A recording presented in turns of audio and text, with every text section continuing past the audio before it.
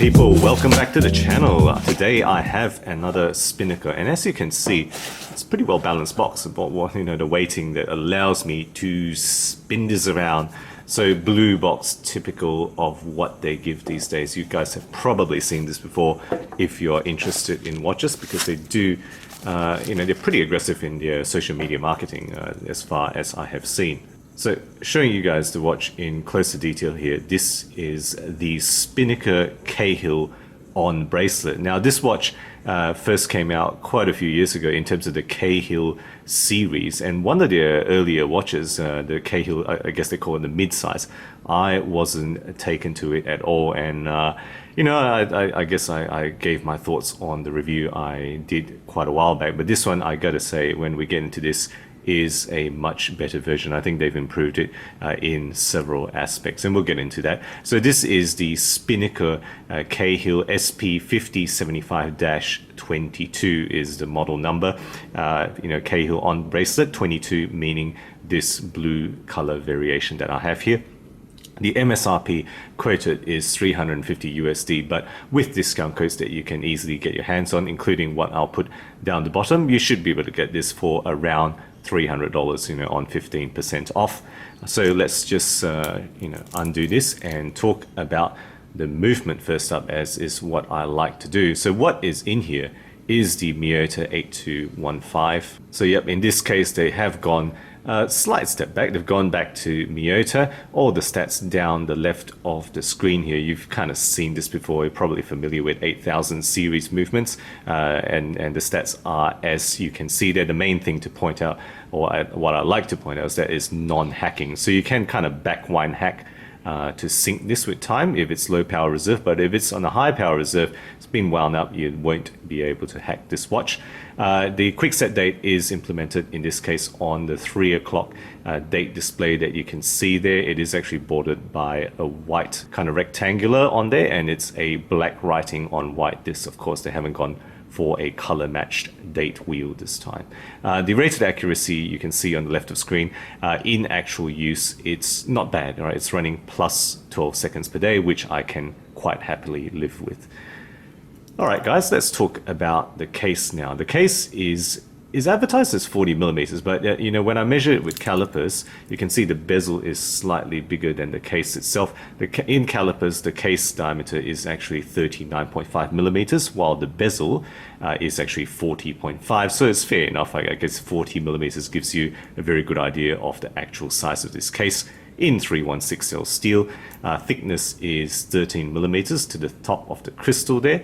Lug width in this case is actually 20 millimeters, of course, as you might expect for a 40 millimeter watch. Lug to lug distance between my thumbs is 47.5 millimeters, and the overall adjusted weight, I've taken out quite a few links, about 4 links to fit my wrist, is 141 grams. Of course, it's going to be slightly heavier if you have a larger wrist, or lighter if you have to take out more links.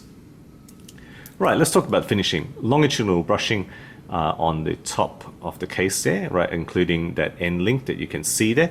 And it transitions onto vertical brushing on the side, and just to let you see the bottom, circular brushing, including that screw in case back, is also circular brushing. I will point out, however, they have a pretty nice polished bevel there, so hopefully I can catch that with the camera. There is a polished bevel, which is pretty nicely done, and they do tend to do their cases pretty well, Spinnaker as a rule, in all the ones that I've seen. So screw down display case back, you've seen there with that screw down laser etch logo there on the crown. They've gone for 150 meter rating on this particular watch. So that's the water resistant rating here. Kind of like sufficient, a little bit more vintage as is the styling of this watch, but I think more than sufficient for most of us is 150 meters. All right, let's talk about the dial now. So the dial here is pretty cool, right? It's a blue textured dial with printed wording, so thick printing for the Spinnaker, and then printing down the bottom for the automatic and water rating there. It does have a printed chapter ring around the side, but it's kind of raised. Hopefully these camera shots and macro shots will show that the printing is fairly thick and it's slightly raised off the surface of the dial here. And the dial is nicely textured, in, I guess you can call it a little bit of a sandpaper type of texture. It does have applied indices all the way around. The hands, right, are brushed finishing with Mercedes style, including the lollipop second hand, which is done in orange here to add a splash of color to this particular dial. The lume is on all the usual spots, and of course I will put a lume shot here to let you guys see how it looks like in the dark. Now just a note about the look of this lume in the light here. It does have a kind of a patina look, so I assume it's kind of something like Superluminova or Radium. It's certainly not C1 or C3, which is white in color in daylight, so this one does have that patina look. Okay, so surrounding the dial here is a 120 click unidirectional dive style bezel. Okay, let's just show you how it sounds. 10 clicks there. Okay, so it's actually pretty hard to turn, depending on how you grip it. If you grip it just right with the right pressure, it's not hard, right? Like what I'm doing now. But if you try to push it down, sometimes I find myself struggling to turn this. On top of this bezel, hopefully you can see the reflectivity on the light here. It's actually a mineral glass cover. That's what they've done for this watch. That's what they've done for the Cahill models in the past. So that's kind of just the same. It is actually a full lume bezel. All right, all these 12 markings, including the numerals 15, 30, 45, are lumed. If you can go back to the lume shot, you'll see that the bezel does glow all the way around.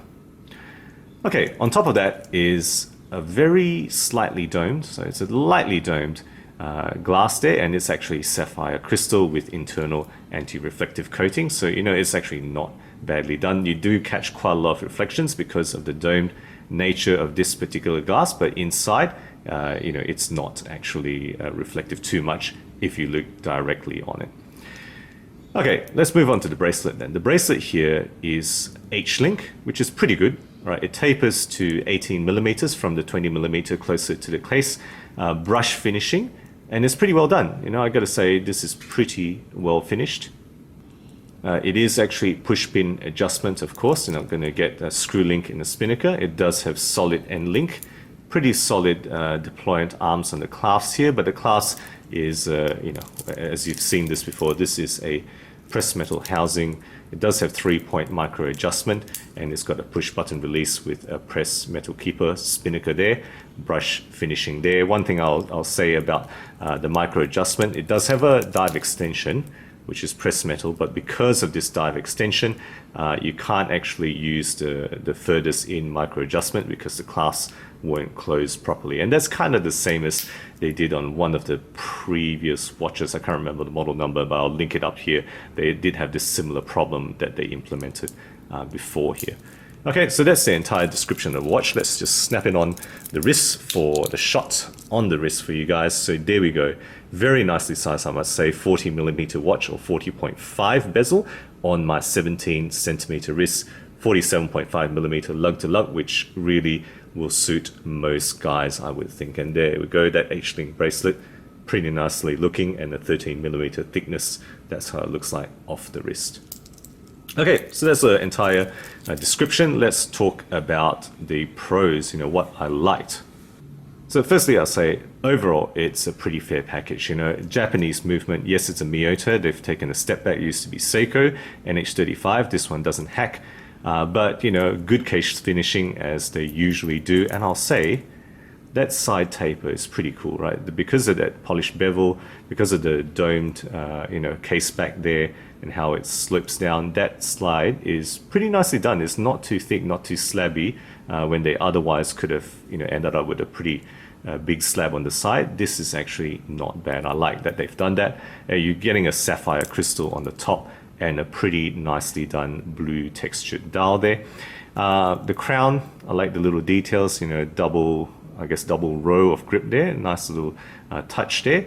I like the female end link, the fact that this kind of goes down rather than stick out at the end. And that always helps sit on the wrist a little bit better than otherwise having a male end link. And a pretty nicely finished bracelet as well, I have to say. The size of all the things, is probably the biggest strength of this watch. At 40 millimeters, it's a very good overall size. It's really a watch that you can easily live with day by day, and I found this very easy to just keep on the wrist and keep wearing because it's a very comfortable and very versatile size with that waterproof rating. Things to note, the negatives, I would say, it's got a fairly derivative design, right? The case is nothing too special. It's nicely done, but it's nothing too special.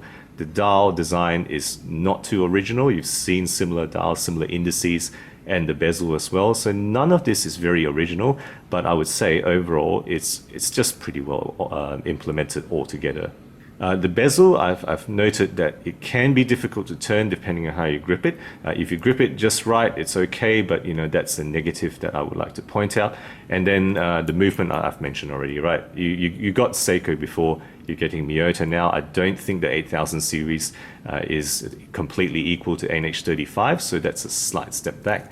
And then the clasp, of course, I'll point out, is not the best. I mean, this is par for the course, I think, for Spinnaker and for many watches at this price range, but it's pressed metal. And then the other thing I mentioned already, it's really only 2-point, not 3-point micro adjustment. Okay, so that's it, guys. That's my review of this recently released Spinnaker Cahill on bracelet. All links to products and the release pages down the bottom that I can find.